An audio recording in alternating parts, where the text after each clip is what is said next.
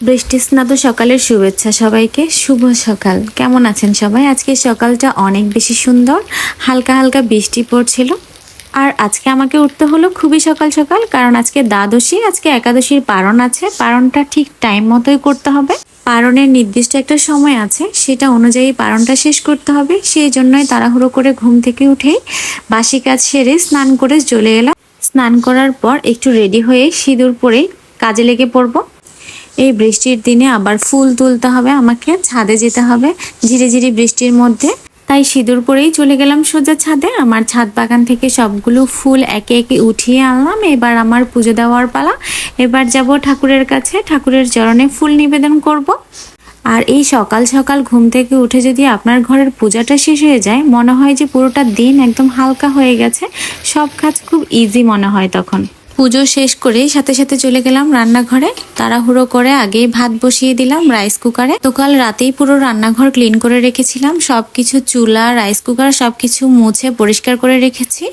আজকে উঠেই শুধু রান্নার কাজ। আর যেহেতু পারণের রান্না, সেটা হবে নিরামিষ, তাই চিন্তা করলাম একটু কাঁকরোল আর আলু সিদ্ধ করা যাক। কাঁকরোলটা আমি কালকে আমার ছাদ বাগান থেকে পেরে এনেছিলাম, তাই চিন্তা করলাম আজকে সেই কাঁকরোল দিয়েই একটু পারণের জন্য আলু ভর্তা আর কাঁকরোল ভর্তা করা যাক। রাইস কুকারের স্টিমারে আমি আলু আর কাঁকরোল একসাথে সিদ্ধ বসিয়ে দিয়েছি। এতে করে ভাতের সাথেই একসাথে দুটোই হয়ে যাবে, সময়ও বাঁচবে, আমার গ্যাসও বাঁচবে। সেই জন্যই ভাতের সাথে একসাথে আমি সিদ্ধটা বসিয়ে দিয়েছি। সিদ্ধ বসিয়ে দিয়ে আমি বাকি সবজিগুলো ধুয়ে নিচ্ছি। এগুলা সবগুলাই কালকে রাতে শাক আমি আর আমার মা মিলে কেটে কুটে বেছে রেখেছিলাম, আর আজকে সকালে শুধু ধুয়ে নেওয়ার পালা।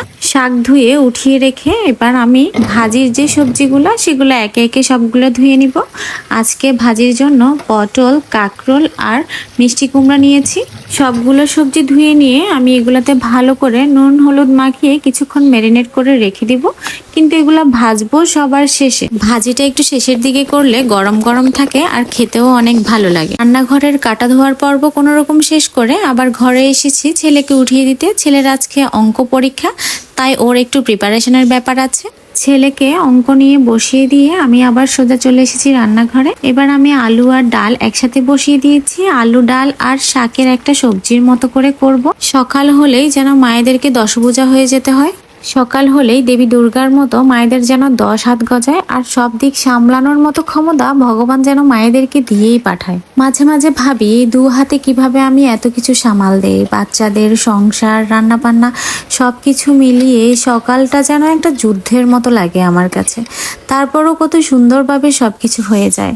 কারণ আমরা মা, আমাদের শরীরে কোনো ক্লান্তি আসতে নেই, আমাদেরকে পারতেই হবে, আর আমরা করেই যাই। কথা বলতে বলতে শাকটা সেদ্ধ হয়ে গেছে। এবার আমার শাকে ফোড়ন দেওয়ার পালা। যেহেতু আজকে নিরামিষ, তাই একটু জিরা, শুকনো লঙ্কা আর একটু আদা বাটা দিয়ে আজকে শাকটা ফোড়ন দিয়েছি। আমার মা এইভাবেই শাক খেতে অনেক বেশি পছন্দ করে, আর আমারও অনেক ভালো লাগে। তাই নিরামিষের দিন এইভাবেই আমি শাকটা রান্না করি। শাকে ফোড়ন দিতে দিতে এদিকে আমার ছেলের স্কুল যাওয়ার সময় হয়ে গেছে। তার আজকে অঙ্ক পরীক্ষা, তাই এক ফাঁকে তাকে আবার একটা পরোটা ভেজে দিলাম। সে সকাল সকাল পরোটা খেয়ে স্কুলে যাবে পরীক্ষা দেওয়ার জন্য। সকালের ঝামেলা কমানোর জন্য আমি পরোটাগুলোকে এভাবেই রাতে রেডি করে রেখে দিই, সকালে শুধু ভেজে দিই। ছেলে পরোটা খেয়ে সাথে সাথে বের হয়ে গেল স্কুলের জন্য। ওকে বিদায় দিয়ে আবার এলাম সেই আমার রান্নাঘরে। এসে আমি ফোড়ন দেওয়া শাকটা নামিয়ে নিলাম। এরপরে কড়াইতে তেল দিয়ে আমি কিছু শুকনো লঙ্কা ভেজে রেখেছি। এখান থেকে কিছু শুকনো লঙ্কা আমি আলু ভর্তায় দিব, আর কিছু শুকনো লঙ্কা গোটা গোটা খাওয়া হবে। আর বেলাও গড়িয়ে এসেছি। এবার আমার ভাজিগুলা করার পালা। গরম গরম ভাজিগুলা নিয়ে আমরা খেতে বসে যাব।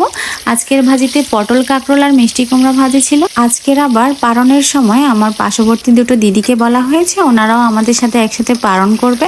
ওনাদেরকে কালকে রাতেই বলে রেখেছি ওনারাও আসবে, তাই ওদের জন্যও রান্না করা হয়েছে। রান্না শেষ করে তাড়াহুড়ো করে আমরা খেতে বসে গেছি, যেহেতু সময় চলে যাচ্ছে। আজকে 9টা 57 মিনিট পর্যন্ত পারণের সময় ছিল, তাই খাওয়া দাওয়া করে নিয়েছি চটজলদি করে। এবার আমার ঘন করে দুধ দিয়ে 1 কাপ কড়া চায়ের খুব দরকার, কারণ সকালটা আমার জমে না এই চা ছাড়া। আজকে পারণের জন্য সকাল সকাল চা খেতে পারিনি, তাই পারনটা শেষ করে আমি চটজলদি রান্নাঘরে গিয়ে চা বসিয়ে দিয়েছি।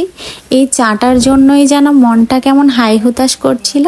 গরম গরম চাটা করে ঢেলে নিয়েছি মগে করে। এবার একটু শান্তির সময়, এই চাটা খাওয়ার সময় সকাল থেকে যত পরিমাণ স্ট্রেস গেছে সব কিছুই যেন আমার এই চায়ের সাথে ভ্যানিশ হয়ে যায়। এই চাটাই যেন আমাকে সতেজতা দেয়। জানি না সবার কেমন লাগে, কিন্তু আমি একটা চাখোর মানুষ, চা ছাড়া আমার দিনই চলে না।